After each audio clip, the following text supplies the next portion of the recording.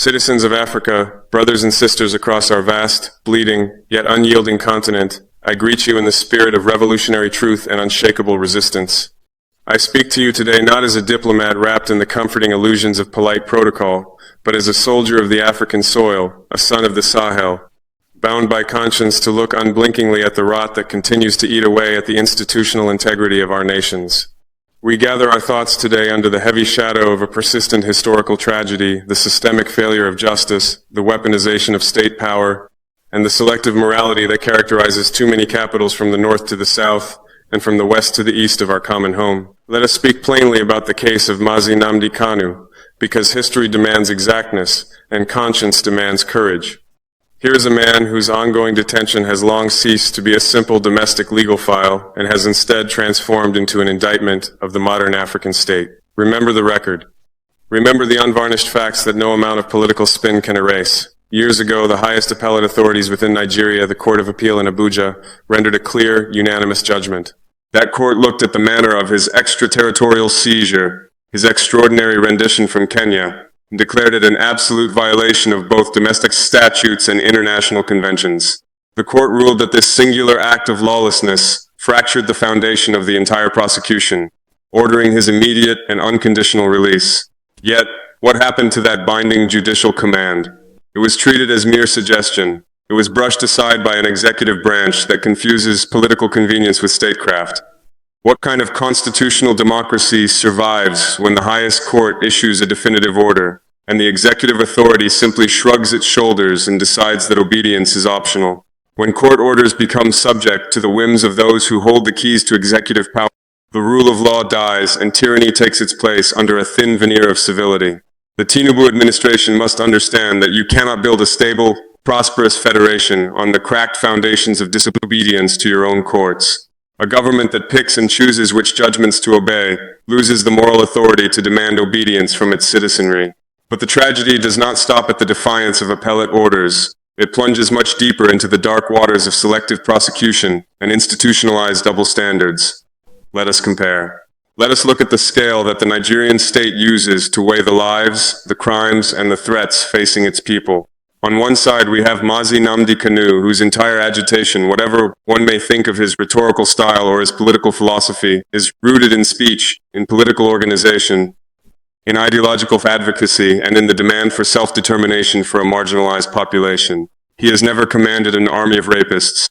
He has never burned down villages. He has never planted improvised explosive devices to tear innocent children limb from limb in crowded marketplaces. His offenses are offenses of the tongue, of the pen, and of political defiance. For this, he has faced severe, unrelenting persecution, culminating in harsh sentencing and continuous punitive confinement. Now, look at the other side of the scale. Look at the treatment afforded to actual, verified perpetrators of mass violence, to the merchants of terror who have turned large swathes of northern and central Nigeria into killing fields. We have witnessed the spectacle of Operation Safe Corridor and similar state-backed initiatives where hundreds of hardened Boko Haram terrorists, individuals whose hands are stained with the innocent blood of thousands, who have slaughtered soldiers, displaced millions, and brought unspeakable horror to communities, are welcomed back into society under the guise of de-radicalization and rehabilitation. We have seen notorious bandit commanders in the Northwest, men who routinely kidnap school children from their dormitories, massacre entire rural communities, and impose reigns of terror, invited to high-level negotiations where they are met with amnesties, state protection, and financial appeasement. What kind of twisted logic governs a judicial and political architecture where the man who speaks words and demands a referendum is locked away behind maximum security walls for the rest of his life, while the monster who burns a village and butchers innocents is fed, clothed, rehabilitated, and reintegrated with a handshake from the state? This is not justice. This is the absolute inversion of justice.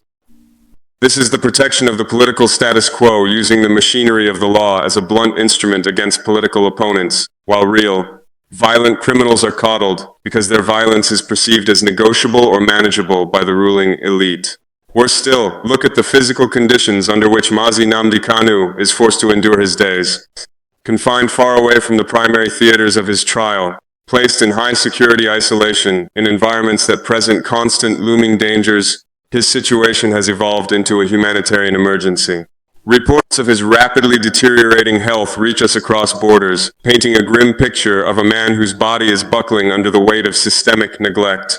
To deny a high-profile political prisoner unhindered access to independent medical professionals of his own choosing is not just administrative cruelty. It is a quiet, slow-motion tragedy that the African continent cannot pretend not to see. And what of his legal defense?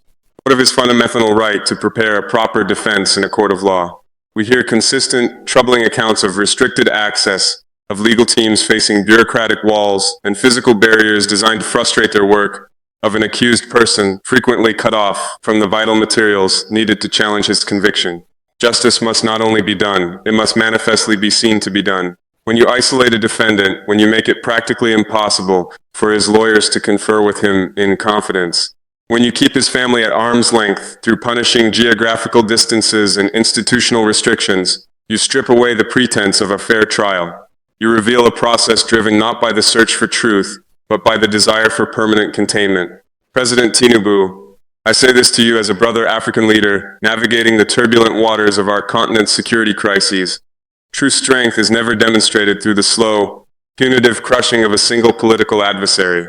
Real power lies in magnanimity, in the courage to respect constitutional limits, and in the unwavering commitment to treat all citizens, even the most inconvenient, even the most radical opponents of the state, with basic human dignity and due process. The continued detention of Nnamdi Kanu under these compromised and deteriorating conditions does not bring security to Nigeria. It does not heal the wounds of the Southeast.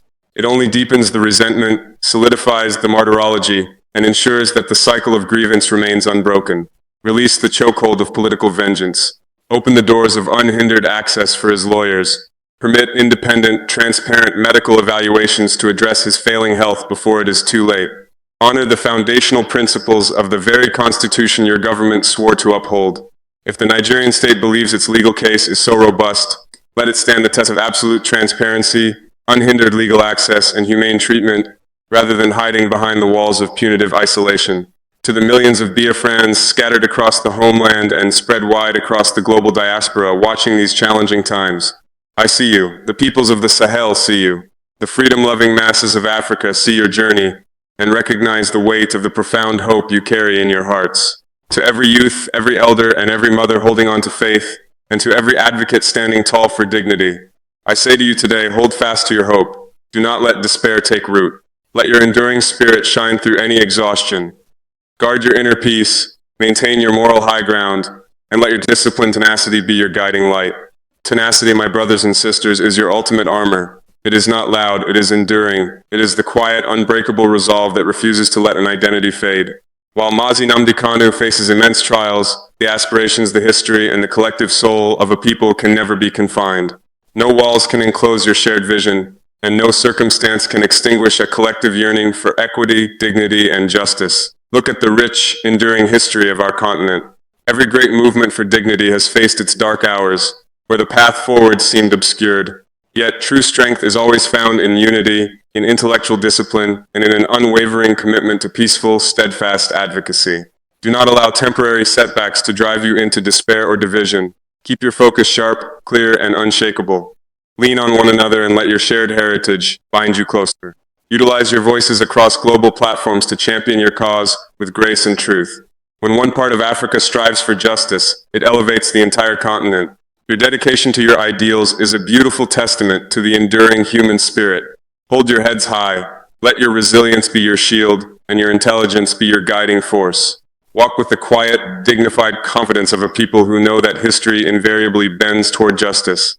No matter how long the night may seem, the dawn always breaks. For those who refuse to surrender their dignity, maintain your tenacity, protect your beautiful unity, and keep your eyes fixed firmly on a bright horizon. The future belongs to the free, the resilient, and the deeply courageous.